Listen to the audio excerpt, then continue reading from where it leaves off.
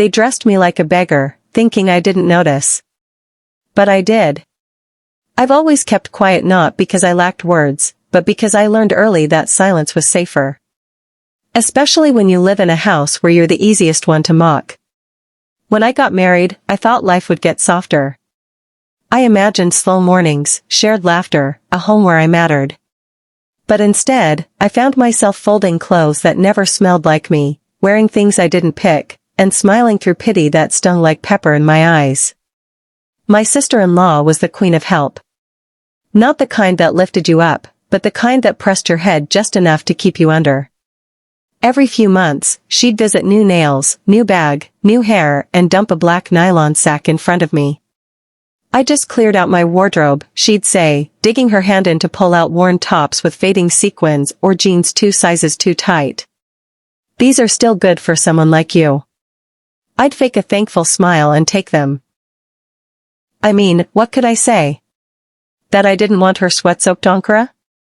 That I knew the zipper on that skirt was broken and she gave it to me anyway? The worst part wasn't even the clothes. It was the look in her eyes, the smug satisfaction of someone who believes they're better than you, dressed up as generosity. She'd laugh with her brothers, loud and carefree, while I served them food in silence, wearing clothes they all once saw on her. Isn't that the dress Amaka wore to the wedding last year? Someone once asked. She smiled. I didn't. They laughed. I swallowed it. I was the family's stay-at-home wife not by choice, but by situation. My husband was trying, truly, but there wasn't much to go around. So I stayed home, managing what we had, raising our little boy, and keeping a house that never felt fully mine.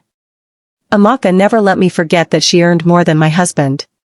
She dropped it in conversations like salt in soup, subtle but sharp. Some women just sit at home and expect miracles, she'd say. I can't imagine being so idle. I wasn't idle. I was drowning. Cooking, cleaning, budgeting the impossible, and nursing a child through endless colds, fevers, and teething screams. I was building a whole world from crumbs, but to her, I was nothing more than a burden her brother chose to carry. I remember one day, she came with a new coat. Designer. Imported. Price tag still hanging like a trophy. She saw me admiring it, just for a second. Then she handed me a torn handbag from the back of her car. Here, she said. This will match that brown gown I gave you. The one I wore when I had that miscarriage years ago. I smiled, nodded, and took it. Then I cried in the kitchen. Because that was the moment I knew, they didn't see me as family. They saw me as the charity case. The lucky girl their brother married. The woman they could shame and call it kindness. But what they didn't know, what they never saw, was that while I wore their leftovers, I was quietly building something they couldn't touch. And very soon. They'd wish they treated the hand-me-down queen with more respect. Every morning began with his curses and ended with my silence. When they brought him in, they called it temporary. He's just staying a while, my husband said. Baba needs us now. I nodded, even though my stomach tightened. Where would he stay? We had only 2 rooms, one for us, one for the baby, and barely enough floor to breathe. But temporary in this family had a way of turning permanent. Like pain. Like regret. He arrived with a scowl and a suitcase that smelled of dust and bitterness. From day one, Baba made it clear, this was his son's house, and I was just living in it. The guest mattress landed in our parlor, my small escape, now his territory. The TV volume became unbearable, even during my baby's nap. Every show was about politics or profit, screaming into microphones. The whole house pulsed with his voice. But the worst wasn't the noise. It was the curses. Every morning, by 5 a.m. He was up muttering at first, then speaking louder as if announcing the arrival of misery. This country is cursed. Ungrateful children everywhere. Women of today, all witches and liars. Sometimes, I wondered if he meant me. Other times, I knew he did. He never liked me. Not from the beginning. Said I wasn't rounded enough, not obedient like the village girls. He once told my husband I had lazy eyes, whatever that meant. He called me slow, wasteful, weak. And when my husband wasn't around, the insults got bolder. I see the way you eye your husband's food. You eat like you earned it. You think sitting in this house raising a child makes you a wife? Your people must have trained you poorly. I'd bite my tongue so hard it bled some days. And my husband? He'd sigh. He'd say, "That's just Baba. He's old. Ignore him." Ignore a storm inside your own home? I tried. Lord knows I tried. But the walls closed in on me, inch by inch. I lost my quiet. I lost the little comfort I had. I couldn't cry in peace or even breathe without being watched. I'd dress, and he'd grunt. I'd sweep, and he'd point at a corner I missed. My baby stopped sleeping well. I started forgetting things. Milk would boil over. Dishes would slip from my hand. I lost weight without trying. Sometimes, I'd stand in the bathroom with the tap running just so I could pretend I wasn't here. I hated that I knew his scent. I hated that I flinched every time he cleared his throat. But most of all, I hated the version of me I was becoming: angry, tired, resentful, and stuck. There was no space in that house for peace. Only tension. Only noise. Only me folding again and again into silence. But something inside me had started stirring. A small voice. A tiny push. I didn't know what it was yet, but it was the beginning of a change that would rewrite everything. They thought I was wasting away. But I was just preparing my soil. By day, I was the invisible wife, the one who took insults with a tired smile, dodged curses from an angry old man, and wore faded clothes passed down like leftovers. But by night, I became someone else. When the house was finally quiet. When my husband slept and the generator hummed low in the background. I bloomed. I'd sit on the floor, legs crossed, a second-hand laptop balanced on a stool, and I'd learn Excel formulas. SQL queries. How to analyze consumer behavior. How to grow on TikTok without showing your face. How to sell digital products. Every free resource I could find, I devoured. I'd practice with fake data, create sample dashboards, join free webinars, take notes like my life depended on it, because it did. No one knew. No one cared to ask why I slept late or looked tired. They just assumed I was lazy from doing nothing. But that nothing gave me my first gig on Fiverr. Analyzing sales for a small clothing brand in the UK. The pay was small, but the pride was huge. Then came my first sale, a $10 ebook I designed and listed on Gumroad. It took a week before someone bought it. I screamed into my pillow that night, not wanting to wake anyone. Then it snowballed. A YouTube short with 12,000 views. A faceless TikTok page with growing followers. A brand wanting help with their Instagram analytics. It wasn't loud. It wasn't fast. But it was real. I was building something in the shadows, while they laughed at my silence. They planted shame. I planted seeds. They watered mockery. I watered skill. And though no one could see the roots, they were growing strong beneath the surface. One day, I knew, the fruit would come. And on that day, I wouldn't need to speak. My results would do all the talking. They laughed at my clothes. If only they knew I earned 6 figures in them. The wrapper I tied every morning was faded, the slippers under my feet had cracks, and the t-shirts I wore were still hand-me-downs from my sister-in-law's discarded pile. But I wore them differently now. Because beneath the surface, behind the silence, I was no longer who they thought I was. While they mocked, I monetized. While they whispered, I built. They saw an idle woman. I saw a digital empire. My faceless content pages were growing like wildfire: repost pages, quote accounts, product reviews, anonymous storytelling, everything done from behind a screen, with strategy and consistency. I was running 3 different gigs. Managing analytics for small brands. Selling digital templates and mini courses. Partnering with affiliate programs that paid in dollars. I didn't need to post my face. My skill was the brand. There were nights I cried, not from pain anymore, but from disbelief. Me the jobless one, the lazy housewife earning 6 figures in silence. The same phone they mocked me for, pressing too much, was the same tool that paid for my first new phone, a power bank, a better router, and even a tiny savings stash they didn't know about. But I didn't gloat. I still cooked. Still cleaned. Still endured. Because power, when silent, becomes unshakable. They still handed me their old clothes, laughing as if doing charity. I folded them gently, not out of need, but to keep up appearances. Let them laugh. Let them mock.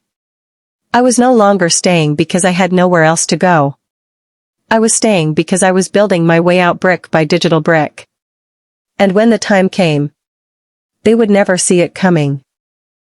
Suddenly, the beggar looked rich to them and the princess looked tired. It started with silence again. Not mine this time. Hers. No more weekend brunch photos. No new outfits flooding her status. No endless chatter about her next vacation, or the car she might buy next. The loud sister-in-law had gone quiet. And for the first time in years, the house felt different. I noticed things. Her nails weren't freshly done. Her phone screen was cracked and stayed that way. The groceries she once bought in bulk were now replaced by borrowed items from the kitchen. The same kitchen I once wasn't allowed to stock. Then one evening, after dinner, she lingered in the parlor longer than usual. "Your hair looks neat," she said out of nowhere, squinting at my braids. "Who did it for you?"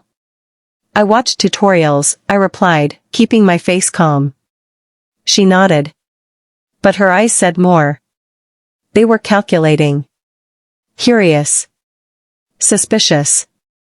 That same week, she casually asked, "So, you still don't go out, eh? No job yet?" I smiled gently. "Still at home." "Oh. So how are you managing things?" "Things are hard, oh," she added, laughing lightly but not looking at me. That was her way of asking. "Where are you getting money from?" But I didn't answer. I just smiled again and stood up to clear the plates. In private, I watched her pace more often. Heard her argue with creditors on the phone. She started snapping at her kids. Her face grew tighter, her voice sharper. I knew that look. It was the same one I used to wear when I felt the world crashing down on me and had no help to run to. Only now, the roles had reversed. She was now the one hiding shame.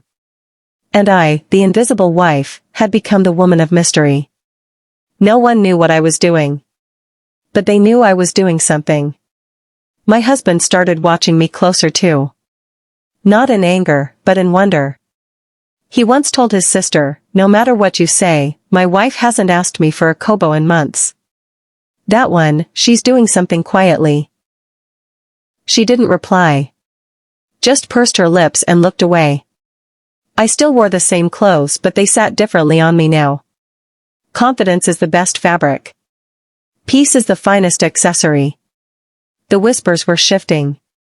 No longer, "that poor woman." Now it was, "that woman. She's managing well." But I said nothing. I was just watching the cracks widen in their castle, the same castle they once used to mock my hut. And I knew. The real show was just beginning. I didn't speak much. I just paid in full. It happened on a Thursday. Rent was due again, and this time, it wasn't me begging for time. The landlord came with his usual thunderous knock, this time aimed at my sister-in-law's door. Her husband wasn't around. Her voice trembled through the curtain, making weak promises. "I just need 2 more weeks. Please, we're expecting something soon." But the landlord was tired. He turned to leave, muttering curses under his breath.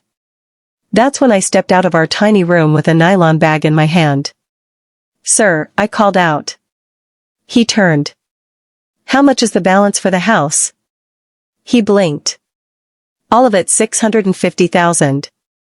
I opened the bag. A fresh bundle of cash. No need to wait 2 weeks. I'll pay it for the whole compound. My part, and theirs. For a second, no one said a word. The silence was loud, heavier than any curse I'd ever received in that house. My sister-in-law peeked out, her eyes wide, lips slightly open. Her mouth tried to form a sentence, but it failed. The landlord took the money with shaking hands and muttered, "God will bless you, madam. You are a woman." I just nodded. "Thank you, sir." I didn't look at her. I didn't need to. The walls were already talking for me. Later that evening, my husband came home. His eyes scanned the room. "The landlord just called me. He said you paid?"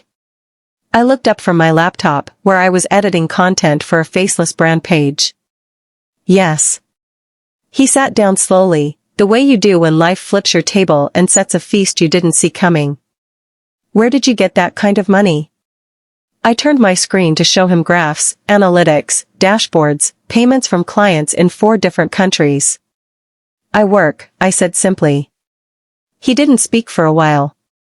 Just looked at me like he'd never really seen me before. And maybe, for the first time, he hadn't. Because for years, I'd been hidden under their labels: lazy, poor, unambitious, beggar. But now? Now I was the one who moved without noise but made noise when I moved. The kids in the compound came to me that evening, asking me to show them how to do online things too. Even the old man, my father-in-law, didn't curse that morning. He just greeted me quietly and asked if I needed anything from the market. Respect. It doesn't come from shouting. It comes when your results do the talking. And that day, mine screamed. I didn't need to fight for my space. I became too big to be ignored. It didn't happen overnight, but when it came, the shift was undeniable. I stopped being just the wife in the corner room. Now, when I stepped into the courtyard, conversations paused. Heads turned not in mockery, but in curiosity. Respect. Caution. My father-in-law, the same man who once cursed before sunrise, now greeted me with a forced smile and a low, "Good morning, my daughter." He even stopped spitting around the house and started folding his wrapper before sitting on the plastic chairs I'd bought with my money. The air had changed. Our room, once cramped, suffocating, barely enough, now felt expansive. Not because it got bigger, but because I did. I expanded inside it. In value. In strength. In presence. Even the walls seemed to respect me now. One evening, my sister-in-law brought me a plate of jollof rice. She had never done that before. "Oh, I just thought you might be tired," she said, barely meeting my eyes. "You've been working a lot lately." I thanked her, not unkindly, and set the plate on the table without touching it. I knew what this was. Admiration dressed as kindness.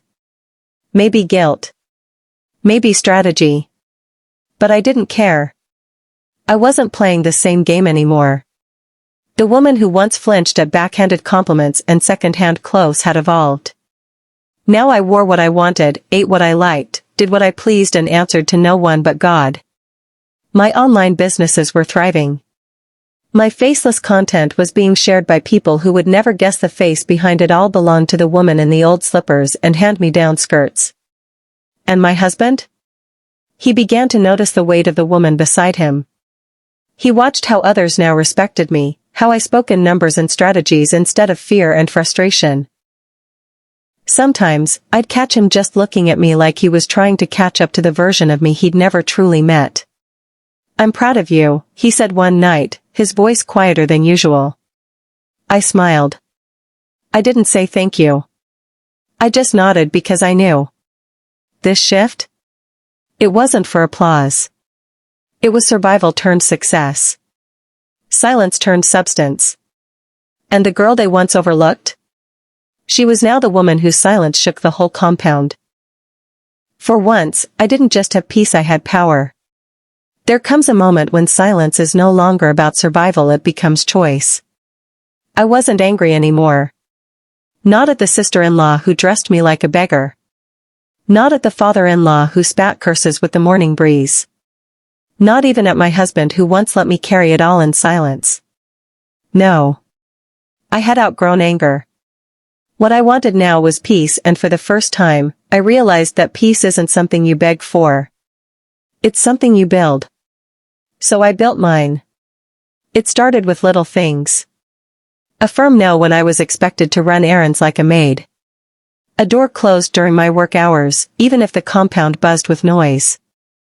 A plate of food served separately, not in malice, but in clarity. I was no longer the helper. I was the woman of the house, and I carried myself that way. Then came the bigger shift. I rented a small, quiet flat on the other side of town. Paid for with my own money. Furnished to my taste. Clean. White curtains. Scented candles. A workspace that glowed at night when the rest of the world slept. My husband came with me. Not because I begged him, but because he saw the future I was walking into, and he wanted in. We talked, properly, for the first time in years. I should have protected you better, he said. I learned to protect myself, I replied. And that was the truth. I no longer lived waiting for anyone to choose me, defend me, believe in me. I had done the choosing. I had done the believing. And now, I had peace wrapped in boundaries like a fortress. Even when family came around, I was no longer the one sleeping on the floor or eating last. I was the one setting the rules. And you know the funniest thing? No one complained. Because people may fight your silence. Until they realize it comes with results they can't ignore. I didn't just survive that house, I rewrote the entire script. Not with noise. But with purpose. They shamed me for sitting at home, now they ask me how I did it. Facelessly. I used to cry into my pillow, wondering if life had passed me by. If maybe I had wasted my youth, my dreams, my degrees, all for nothing. I was the stay-at-home wife with no car, no new clothes, and no voice. But I was also the woman who listened. I listened when God whispered, "Start." I listened when the silence of the house became a classroom. I listened to my pain. And turned it into power. Now, I sit behind screens and build digital empires. I make money while cooking stew. I close deals between laundry loads. I impact lives without ever posting my face. And guess what? The same people who once laughed. Now knock. That same sister-in-law? She's asking how to open a Shopify store. The same neighbors? They want mentorship on content creation. Even the father-in-law who once cursed the sunrise, he now greets me with respect, offering to help with the dishes. But I didn't do it for their applause. I did it so women like me, women with no rich uncles, no backup plans, no just leave option, can know this truth. You can rise. Quietly. Steadily. Unapologetically. You don't have to show your face to take up space. You don't need permission to rewrite your story. You don't need validation to bloom. And as for me? I smile now, not out of revenge, but victory. I carry my final laugh not on my lips, but in my life. Because in the end, I didn't win with noise. I won with grace.